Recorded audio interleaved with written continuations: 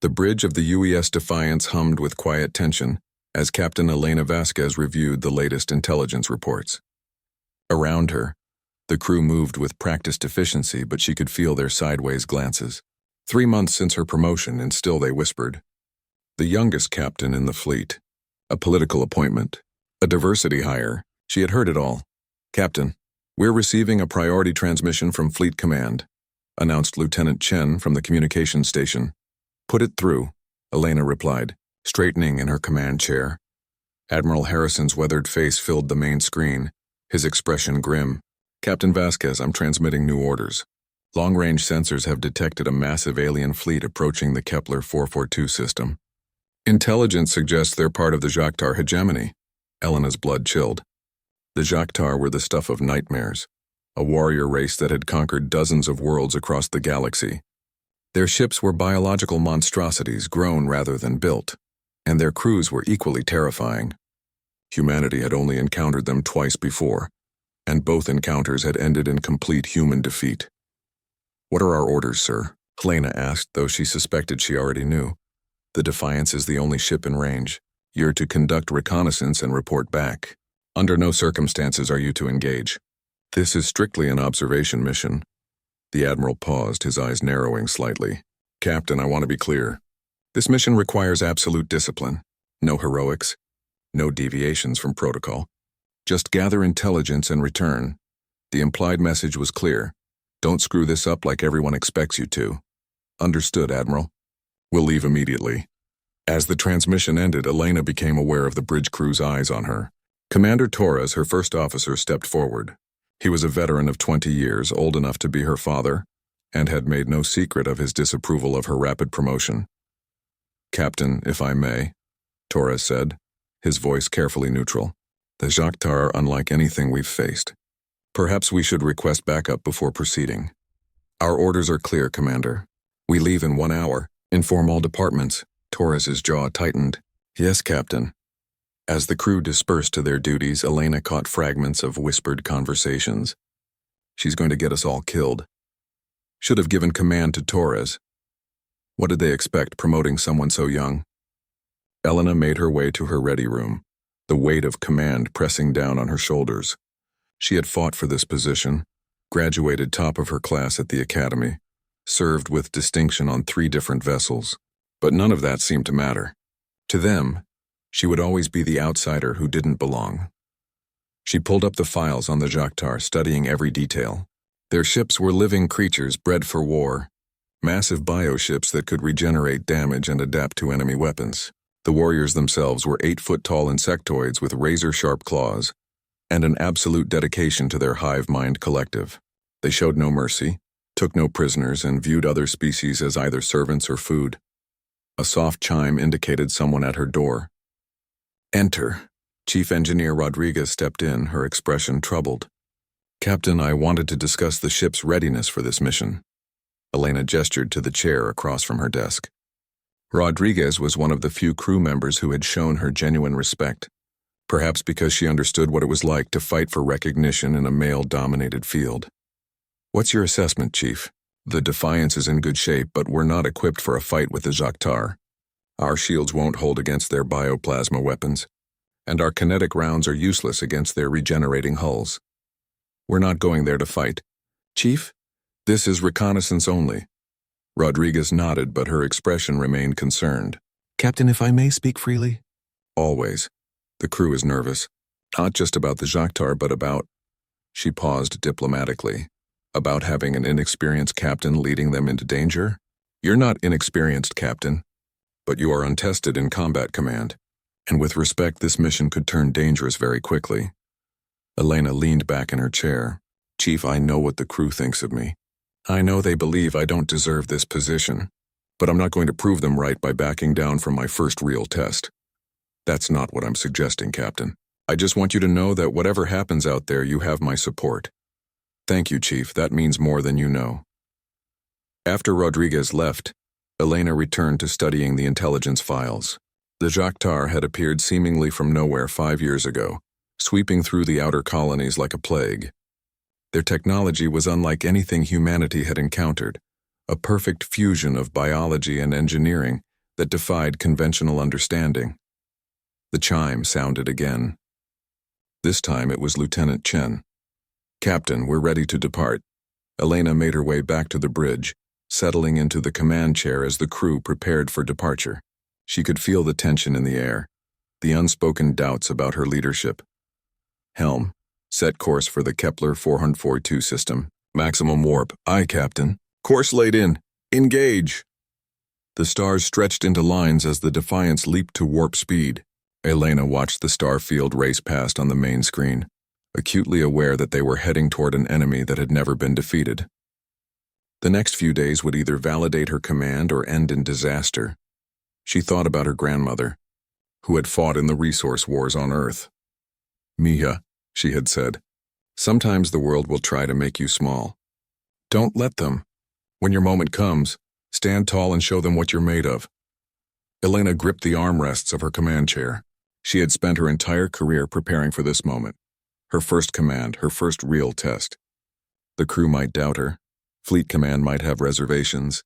But she knew one thing with absolute certainty. She would not let fear dictate her actions. As the Defiance raced through hyperspace toward an uncertain fate, Elena began to formulate plans that went far beyond simple reconnaissance. The Zhaktar had never faced humanity at its best. They had only encountered scattered, unprepared colonies and patrol ships. They had never faced a human who refused to back down. The bridge crew worked in tense silence, each lost in their own thoughts about what awaited them. None of them could have imagined that their young, untested captain was about to change the course of galactic history. The journey to Kepler 442 took 18 hours at maximum warp. Elena spent most of that time in her ready room, poring over tactical data and running combat simulations. Every scenario ended the same way. The Defiance would be overwhelmed within minutes of engaging a Zhaktar fleet. She was studying bioship schematics when the intercom crackled to life. "Captain, to the bridge. We're approaching the system." Elena made her way to the bridge where the crew was already at their stations. The main screen showed the approaching star system, still too distant to make out individual planets. "Report, Mr. Torres." "We're at the edge of the system, Captain. Sensors are detecting multiple energy signatures near the fourth planet. It's significant." "How significant?" Lieutenant Chen looked up from her console, her face pale. "Captain, I'm reading at least 40 bioships in orbit around Kepler 442d. They're massive. Some of them are over 2 kilometers long." Elena felt her stomach drop. 40 ships.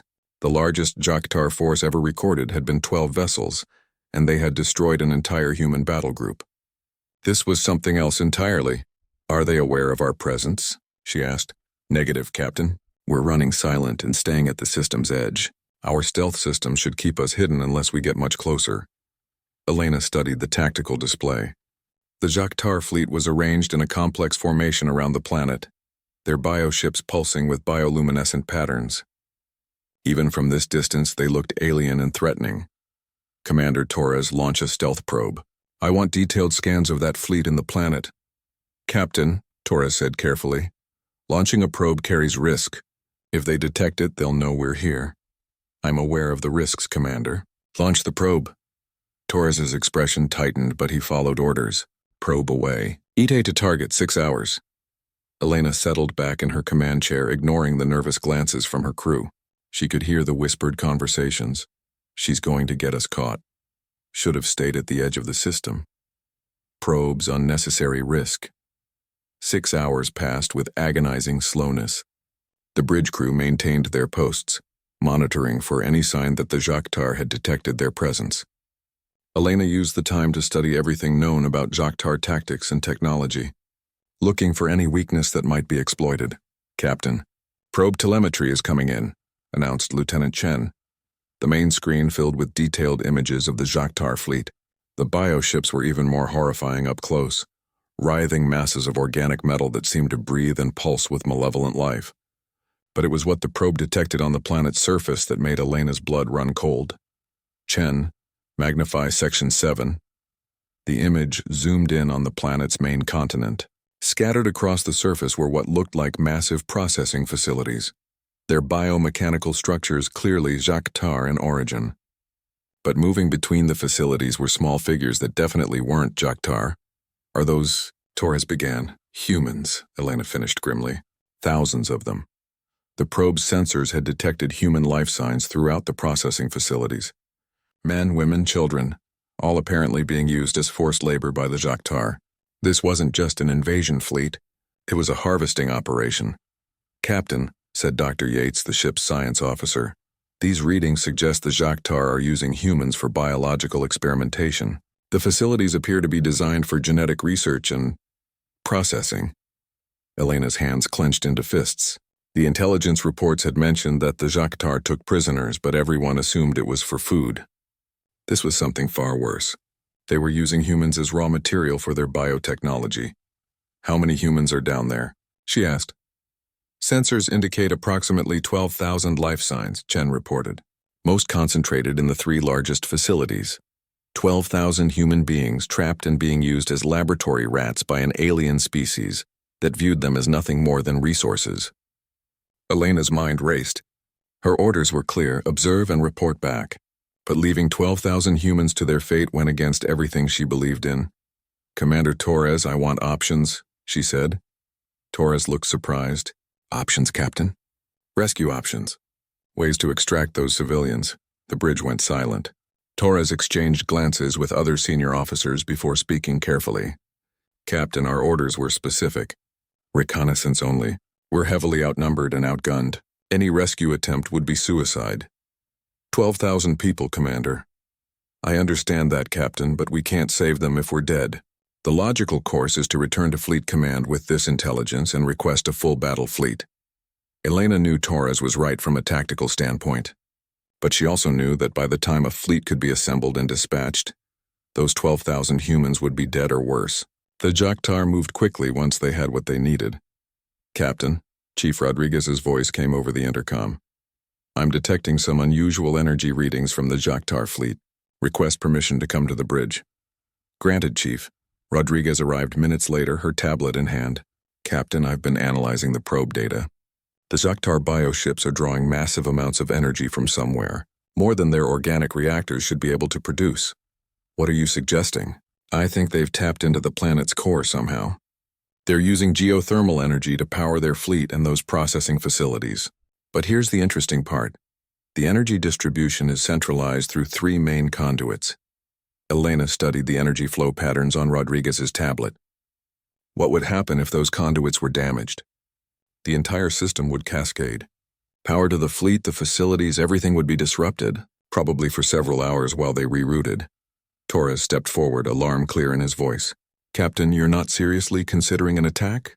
We'd never survive long enough to reach those conduits. Elena was quiet for a long moment, studying the tactical display. 40 bioships against 1 human destroyer. By any measure, it was impossible. But something about the situation nagged at her. The Jactar were confident, perhaps overconfident. They had arranged their fleet in a standard occupation formation, not a defensive one. They weren't expecting resistance. Mr. Torres, have you ever studied the Battle of Thermopylae? The question caught Torres off guard. Ancient Earth history? I'm familiar with it, yes. 300 Spartans held off a force of hundreds of thousands. They used terrain, tactics, and the enemy's overconfidence against them. Captain, with respect, this isn't ancient Greece. Those are bioships out there, not Persian soldiers. Elena turned to face her crew. She could see the fear in their eyes, the doubt about her judgment. They thought she was young, inexperienced, possibly unhinged. Maybe they were right. But 12,000 human lives hung in the balance.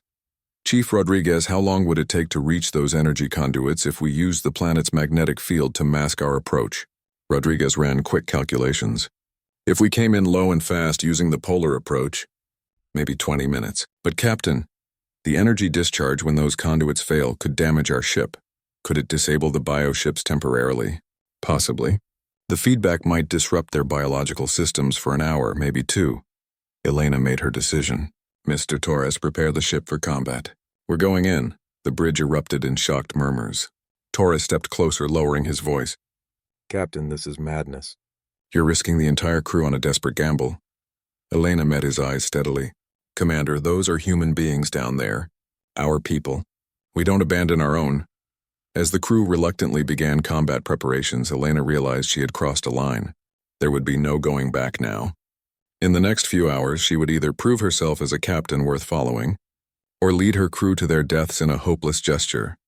But as she watched the Joktar bioships pulsing with alien malevolence on the main screen, Elena felt a cold determination settle over her. The enemy had made one critical error in their calculations. They had encountered humans before, but never one who refused to accept defeat. The Defiance dropped out of warp at the edge of Kepler 442's outer atmosphere, running silent with all non-essential systems powered down. Elena sat in her command chair, watching the tactical display as they descended toward the planet's south pole. The magnetic field interference would hide them from Joktar sensors, but only for so long.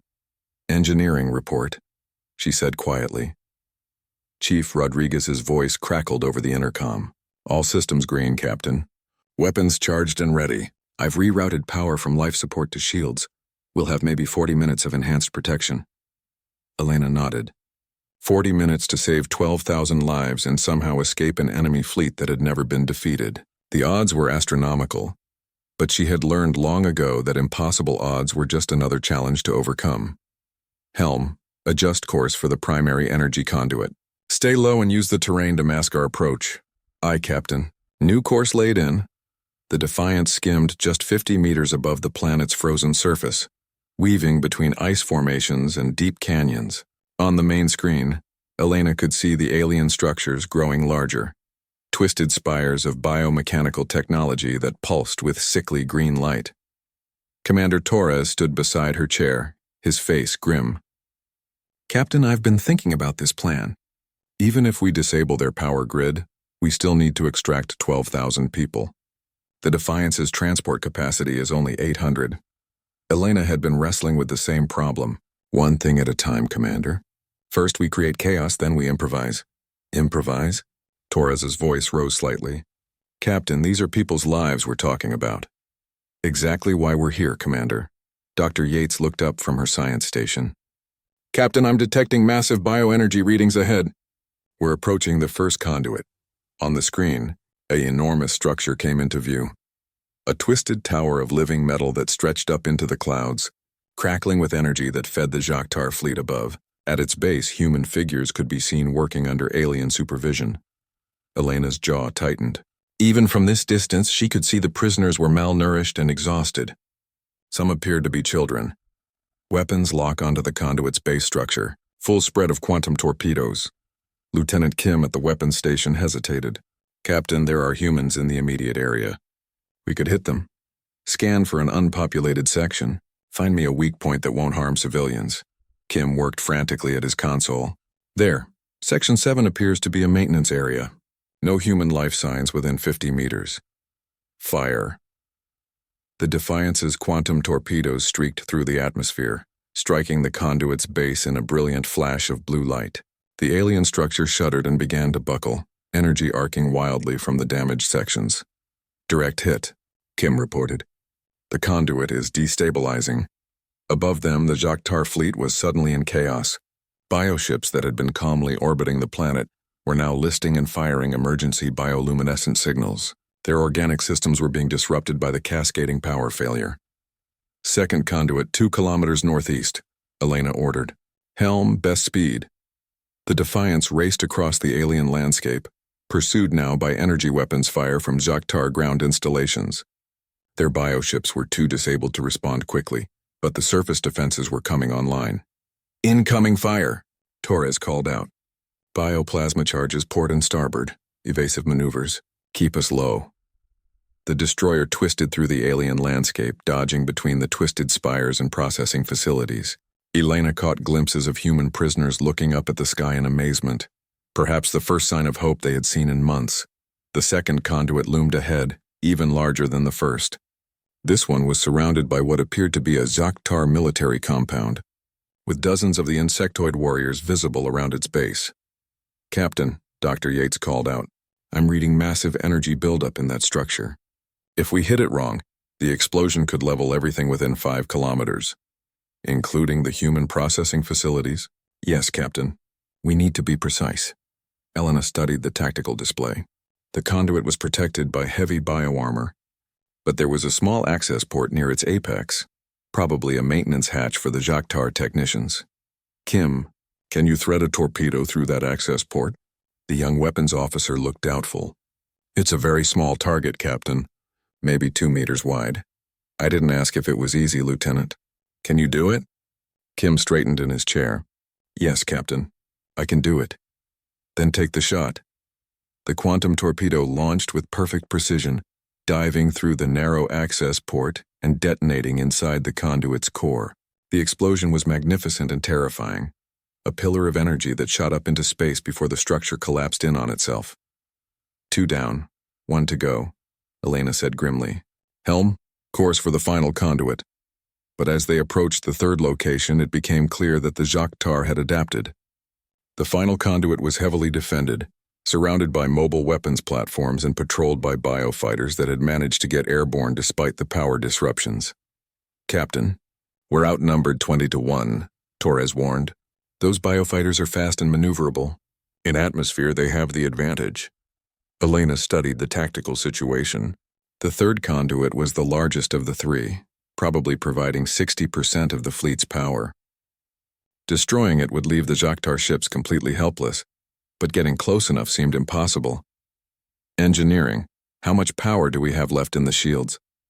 Maybe 10 minutes at current drain rate, Rodriguez replied. Less if we take heavy fire. Elena made a decision that would haunt her for the rest of her life. I'll stop. Open a channel to the Jacques Tar fleet. The bridge went silent. Torres stared at her in shock. Captain, what are you doing? Something they won't expect. The main screen flickered, then filled with the image of a Jacques Tar command chamber. The creature that appeared was massive even by their standards. Its chitinous exoskeleton scarred from countless battles. When it spoke, its voice was like grinding metal. Human vessel, you have caused significant disruption to our operations. Surrender immediately and your deaths will be swift.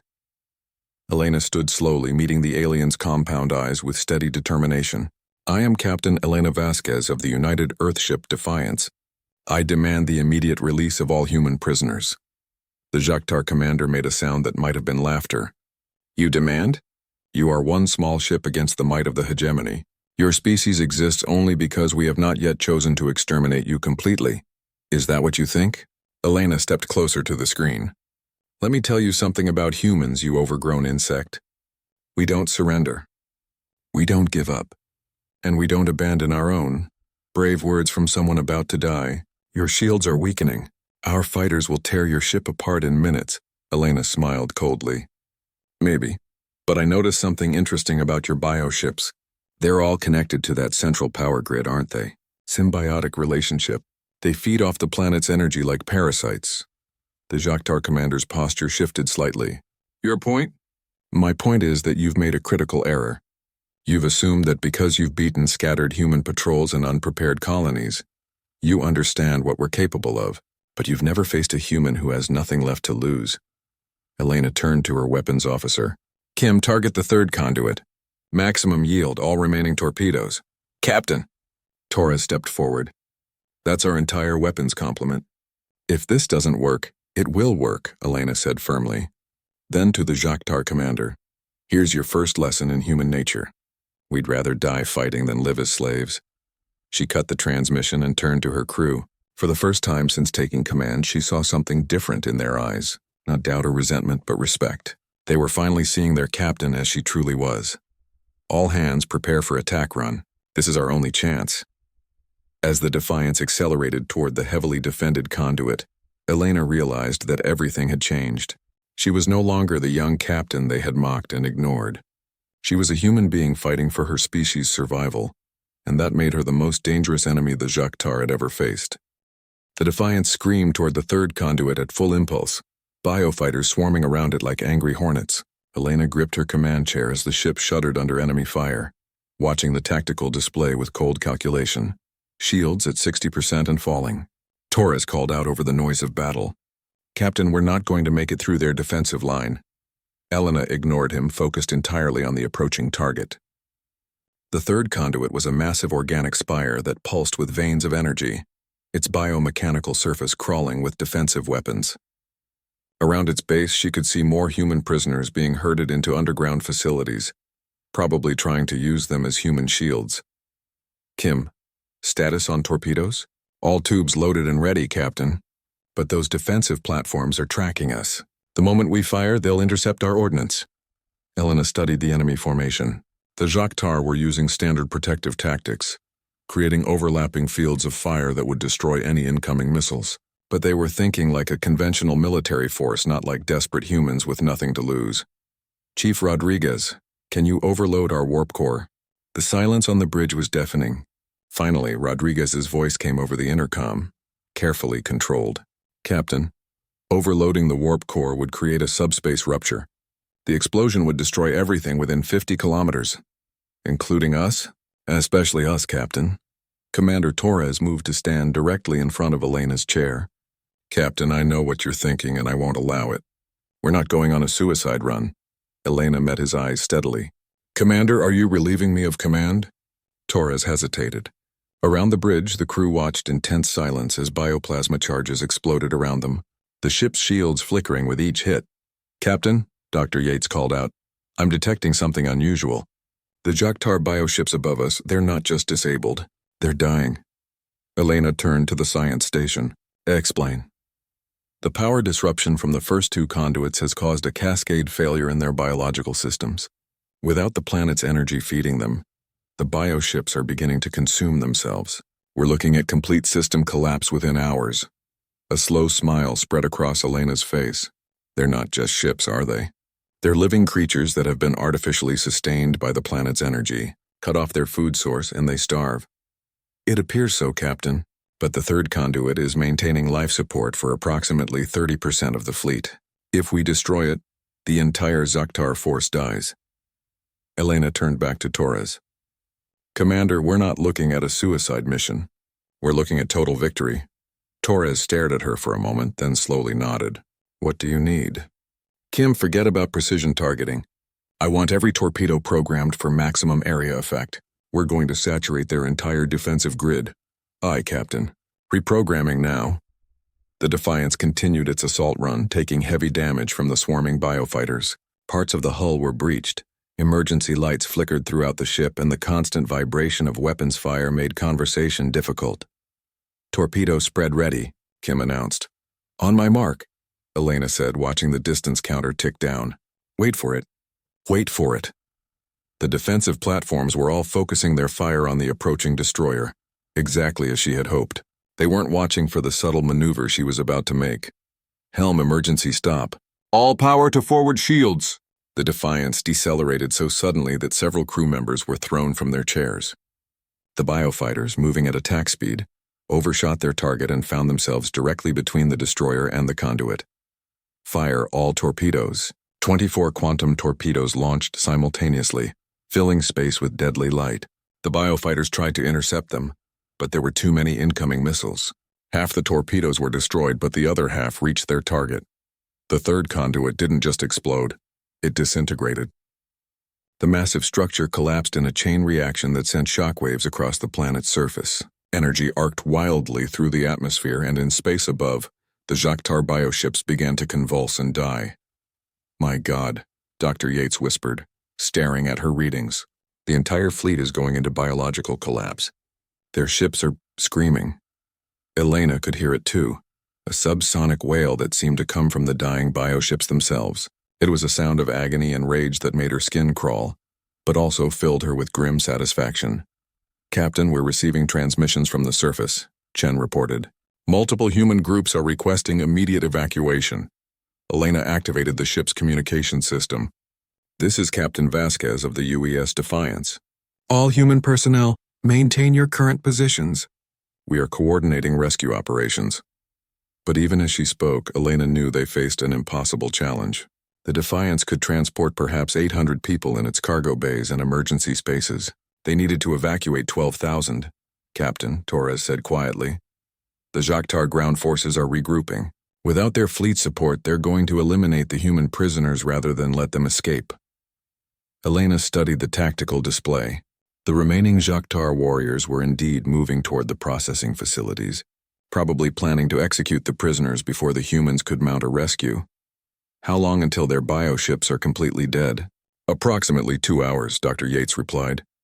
But their ground forces are independent.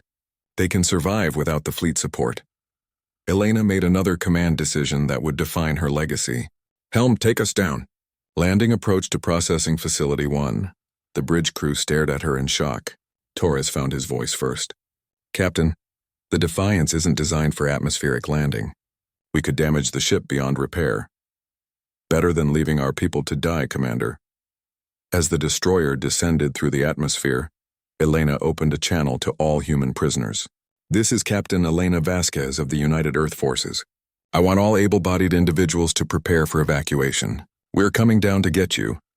The response was immediate and overwhelming, voices crying out in joy, relief, and disbelief. Many of them had been prisoners for months, convinced they would never see home again.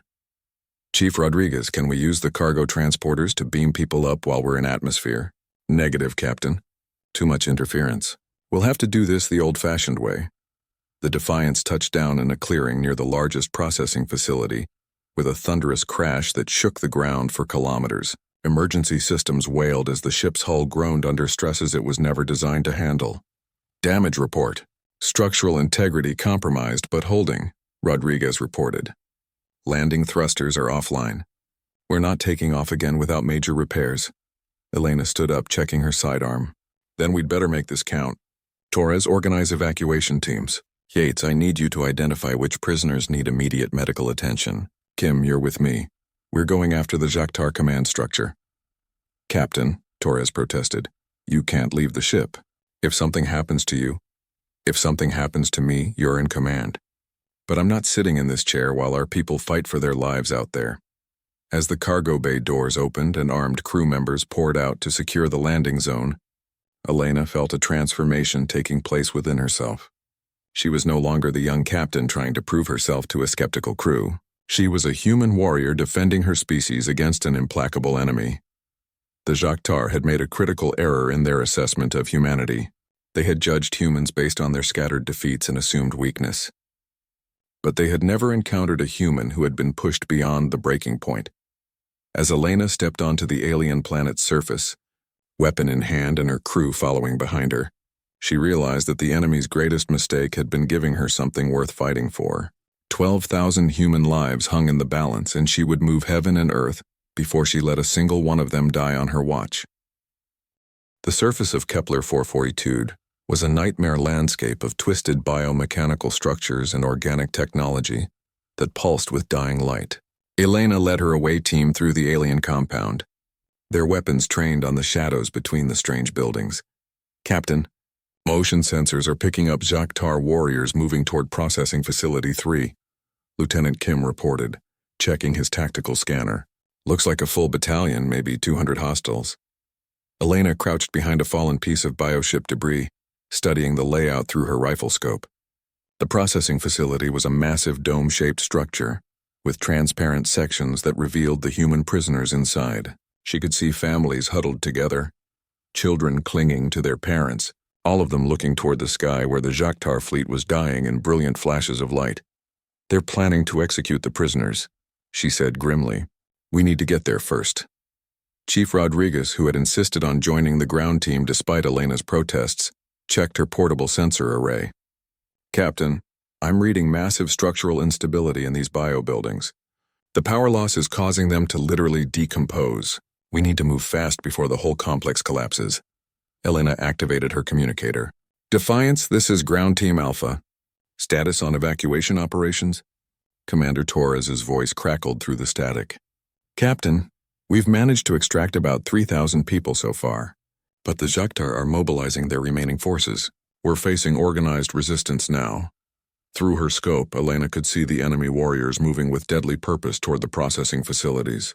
Each Jactar stood 8 feet tall, their chitinous exoskeletons gleaming with bioluminescent patterns.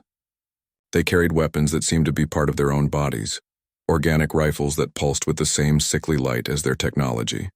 Kim Rodriguez, you're with me. We're going to hit their command structure while they're focused on the facilities. Captain, Rodriguez protested. That's suicide. There are only 3 of us. Elena checked her weapon one final time. Chief, do you remember what you told me about the crew thinking I was too young for command? Yes, Captain. You were right. I was too young. too inexperienced, too eager to prove myself. Elena stood up, her eyes fixed on the alien command structure ahead. But you know what the Joktar don't understand about humans? We grow stronger under pressure. They've spent months torturing our people, using them as test subjects, treating them like livestock. That was their mistake. She began moving toward the command structure, her team following reluctantly behind her. They gave me something to hate, and a human with nothing left to lose is the most dangerous creature in the galaxy. The Joktar command post was a writhing mass of organic technology that seemed to breathe and pulse with malevolent intelligence.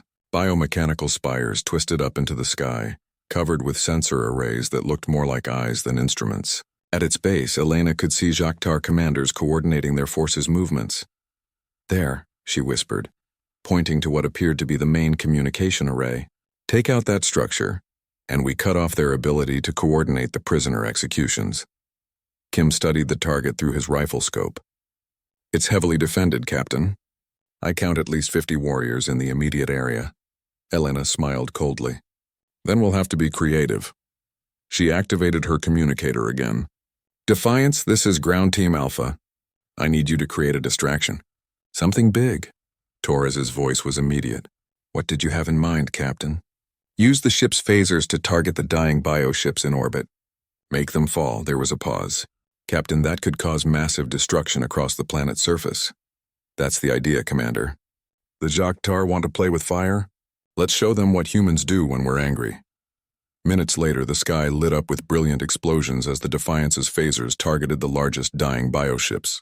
The massive organic vessels, already in biological collapse, broke apart in spectacular fashion. Burning debris began raining down across the alien compound, causing panic among the Joktar ground forces. "Now," Elena shouted, charging toward the command structure. The three humans moved with deadly efficiency, using the chaos of falling debris as cover. Elena's rifle spat coherent energy, cutting down Joktar warriors with precise shots while Kim and Rodriguez flanked the communication array. The alien warriors were caught completely off guard.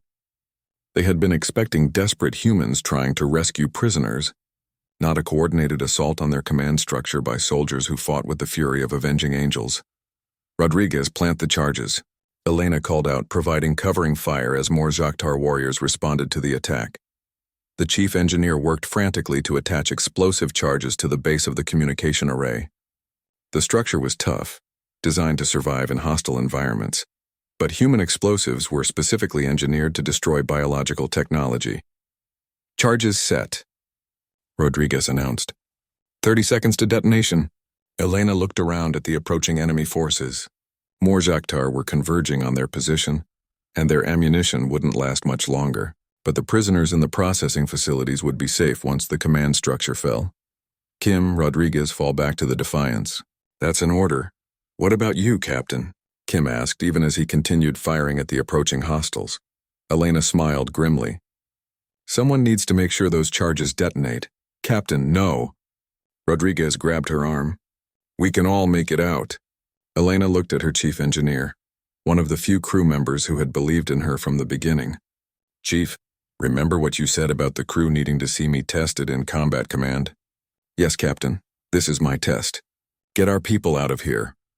Before Rodriguez could protest further, Elena shoved both officers toward the exit and turned back to face the approaching Joktar warriors. She had perhaps 20 rounds left in her rifle and no backup. The odds were hopeless, but as she watched the enemy advancing, Elena realized she felt no fear. Only a cold, burning determination to protect the human prisoners and ensure her crew made it home safely. The young captain who had been mocked and ignored was gone, replaced by something the Joktar had never encountered before, a human who had been pushed beyond her breaking point. The charges detonated in a brilliant flash of light, and the communication array collapsed in a cascade of failing biotechnology. Across the planet, Joktar forces lost coordination as their command structure fell silent. Elena stood alone among the wreckage, surrounded by advancing enemy warriors, and began to laugh. It was a sound filled with human defiance and the bitter knowledge that sometimes victory required the ultimate sacrifice. The Joktar warriors hesitated, confused by her reaction. In all their conquests, they had never encountered a human who laughed in the face of certain death. That moment of hesitation was all Elena needed. She raised her rifle one final time and spoke into her communicator. "All human forces, this is Captain Vasquez. The command structure is down. Get our people home." As the Joktar warriors closed in, Elena prepared to make her final stand. But she had accomplished something that would echo through galactic history. She had shown the universe what happened when humanity was pushed too far. Elena's rifle clicked empty just as the first Joktar warrior reached her position. The massive insectoid creature towered over her, its compound eyes glowing with predatory satisfaction. She drew her sidearm, knowing it would only delay the inevitable by seconds, but instead of attacking, the warrior stopped and made a series of clicking sounds that Elena realized was laughter. "Human female," it spoke in heavily accented standard. "You fight well for prey. The hegemony has underestimated your species." Elena kept her weapon trained on the creature's center mass. Is that supposed to be a compliment? It is acknowledgement. I am War Prime Kethvar, commander of ground forces. In all our conquests, we have never encountered a single enemy who destroyed our entire fleet. Around them, other Joktar warriors maintained a respectful distance. Elena realized they weren't preparing to execute her. They were studying her like a curious specimen. "Your bioships were parasites," Elena said coldly. "Cut off their host and they die. Simple biology." Kethvar's mandibles clicked in what might have been appreciation, simple to understand perhaps, but requiring courage to implement. "Tell me, human Elena Vasquez, why do you fight so desperately for creatures you barely know?" The question caught Elena off guard. She looked toward the processing facilities where her crew was still evacuating prisoners. Strangers from dozens of different worlds. People she had never met and would likely never see again. "Because they're human," she said simply. "Because no one else was coming for them. Because someone had to care." "Your species confuses us," Kethvar admitted. "You are weak individually, your technology is primitive, your lifespans are brief. Yet you display behaviors that defy logical analysis. Sacrifice for genetic strangers. Loyalty beyond rational benefit. Rage that transcends self-preservation." Elena's communicator crackled to life. "Captain, this is Commander Torres. We've evacuated 8,000 people, but the remaining facilities are heavily defended. We need more time. 8,000 saved, 4,000 still trapped." Elena made a decision that would haunt the Joktar for generations. "War Prime Kethvar," she said formally. "I propose a challenge." The alien commander's posture shifted, indicating interest. "What manner of challenge?" "Single combat. Your champion against me. If I win, you release all remaining human prisoners and allow safe passage off-world. If your champion wins, you can execute me publicly and use my death to demoralize the rescue efforts." The clicking sounds from the surrounding warriors indicated intense discussion. Finally, Kethvar responded. "This proposal is unprecedented. Why would you risk everything on single combat when you could simply die fighting now?" Elena holstered her sidearm and faced the towering alien commander directly. "Because I've learned something about my species today. We don't just fight to win. We fight to prove that some things are worth dying for. Your champion might kill me, but every human in the galaxy will know that someone stood up to the mighty Joktar hegemony and demanded justice. And if you somehow defeat our champion, then you learn that humans aren't prey. We're predators who've been pretending to be civilized." Kethvar considered this for a long moment. Around them, the dying biotechnology continued to collapse, filling the air with the stench of decomposing organic matter. Finally, the War Prime made a decision. "Very well, but you will face our greatest warrior, Doomsinger Vrextal. In 300 conquests, no enemy has survived combat with him." Elena felt her mouth go dry. She had heard whispers about the Doomsinger, a Joktar warrior who had been biomechanically enhanced beyond normal limits. Faster, stronger, and more resilient than standard warriors, he was rumored to be nearly invincible in single combat. "I accept," she said without hesitation. Kethvar's mandibles clicked rapidly. "Human? You understand that this creature was bred specifically for killing? His claws can cut through titanium, his speed exceeds your ability to track visually, and his combat programming has been refined through centuries of warfare. Will he follow the rules of formal combat? What rules do you propose?" Elena thought quickly. She needed every advantage she could get. Traditional weapons only. No biomechanical enhancements during the fight. Victory by death or yield, agreed. But know this, human Elena Vasquez, if you lose, your crew will watch you die slowly. Doomsinger Vrextel takes pleasure in the suffering of his victims. Elena activated her communicator one final time. Commander Torres, this is Captain Vasquez. I'm engaging in formal combat with the enemy champion. If I don't survive, you are ordered to withdraw with all rescued personnel. Do not attempt any further rescue operations. Torres's voice was tight with emotion. Captain, this is insane. Let me send down a tactical team. Negative, Commander. This is my fight. Get our people home safe. That's an order. As Elena cut the transmission, she realized that everything had led to this moment. All the doubts about her command, all the whispers about her inexperience, all the fears about whether she deserved her position. It all came down to this single combat against an enemy that had never been defeated. The Jok'tar warriors formed a circle around a cleared area, their bioluminescent patterns pulsing with anticipation. In the center of the circle, a figure emerged that made Elena's blood run cold. Doomsinger Vrextel stood nearly 10 feet tall, his exoskeleton scarred from countless battles. Biomechanical enhancements gleamed at his joints, and his claws extended nearly a foot from each hand. When he spoke, his voice was like the sound of metal grinding against bone. Human prey, I have killed champions from 17 species. Your death will be remembered as the moment your kind learned their place in the galactic order. Elena drew her combat knife. Oh, simple titanium blade that seemed pathetically inadequate against the creature before her. But as she faced the Doomsinger, she thought about the 12,000 humans who had suffered in Jok'tar processing facilities. She thought about her crew, who had finally learned to respect her command. She thought about her grandmother's words. When your moment comes, stand tall and show them what you're made of. Doomsinger, Elena said quietly. You're about to learn why humans are the most dangerous species in the galaxy. It's not because we're the strongest or the fastest. It's because we're the only species crazy enough to fight battles we can't win for people we barely know. As the circle closed around them, and the formal combat began, Elena realized that the outcome of this fight would determine not just the fate of 4,000 prisoners, but the future relationship between humanity and the Jok'tar hegemony.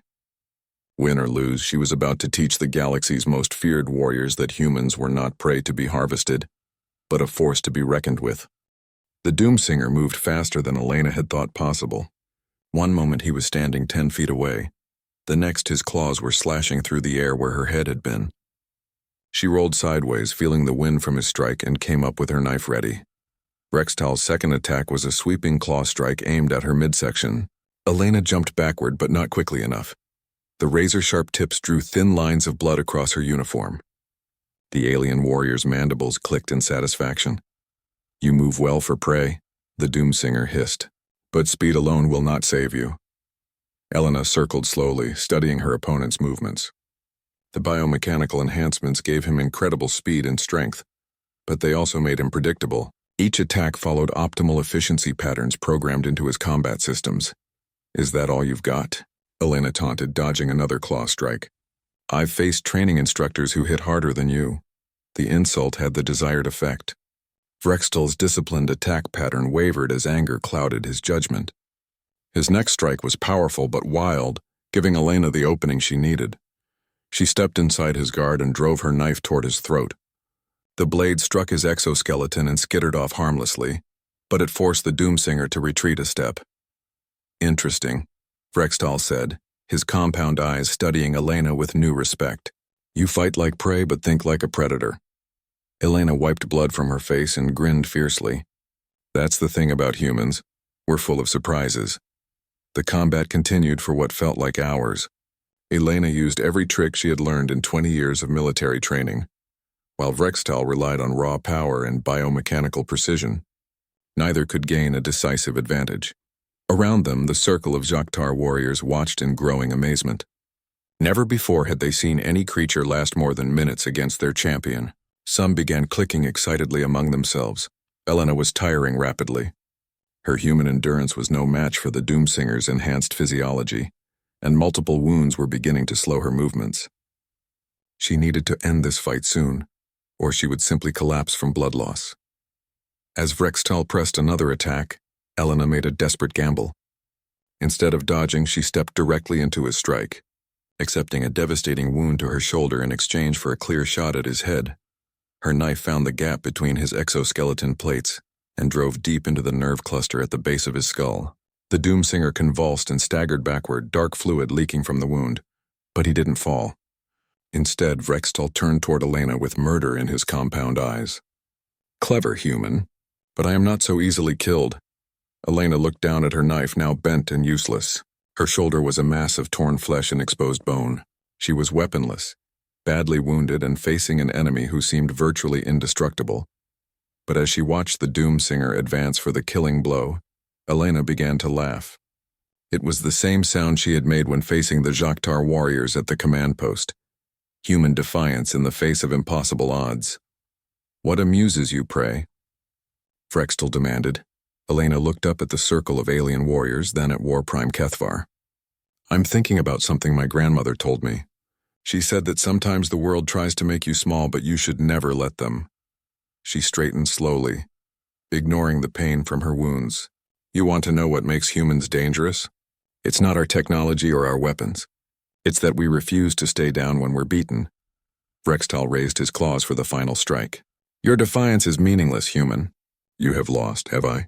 Elena smiled through the blood on her face. "Look around you."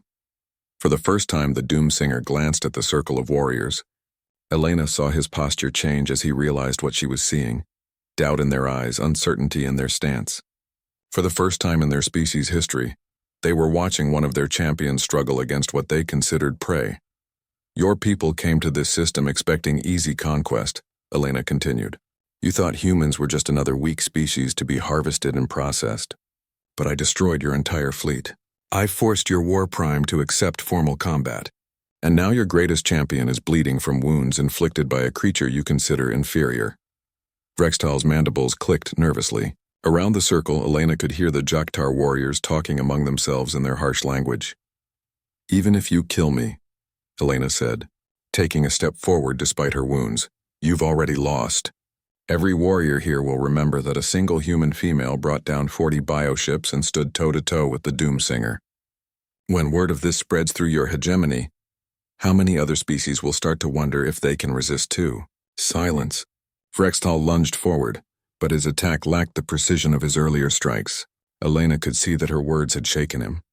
She sidestepped his claws and grabbed a piece of sharp debris from the ground, a fragment of the fallen communication array. It wasn't much of a weapon, but it was enough. "This is for every human who died in your processing facilities," Elena said, driving the makeshift blade between the Doomsinger's ribs. Vrextal staggered and fell to his knees, dark fluid pooling beneath him. The circle of warriors stood in stunned silence as their champion collapsed. Elena stood over the fallen Doomsinger, swaying on her feet but still upright.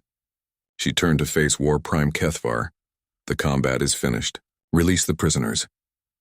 Kethvar stared at her for a long moment. In 300 conquests, Doomsinger Vrextal was never defeated. "How?" Elena wiped blood from her eyes and met the alien commander's gaze. "Because he was fighting a human who had something worth dying for. And a human with purpose is the most dangerous creature in the universe." The War Prime made a series of clicking sounds to his warriors. Immediately they began withdrawing from the processing facilities. Elena's communicator crackled to life. "Captain, this is Torres. The Jakhtar are pulling back. We have clear access to the remaining facilities." Elena smiled weakly. "Evacuate everyone, Commander. It's time to go home." As the rescue operations concluded and the last human prisoners were brought aboard the Defiance, Elena stood on the planet's surface looking up at the dying Jakhtar fleet. 12,000 human lives saved, an entire enemy armada destroyed, a galactic power forced to acknowledge human strength. Not bad for a captain who had been mocked and ignored just days before. Commander Torres approached her as the ship's medical team began treating her wounds. "Captain, the crew is ready for departure.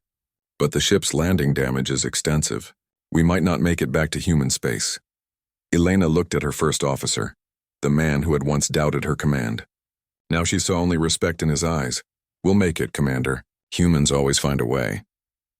As the Defiance lifted off from Kepler 442, leaving behind the wreckage of the Jakhtar occupation force, Elena realized that everything had changed. She was no longer the young captain struggling to prove herself. She was the human who had shown the galaxy that her species would never again be considered prey.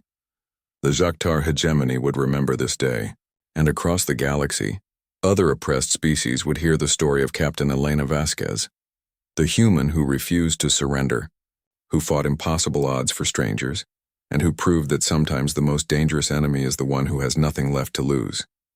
In the years that followed, the Battle of Kepler 442 would become legend, and the lesson it taught would echo through galactic history. Underestimate humanity at your own peril.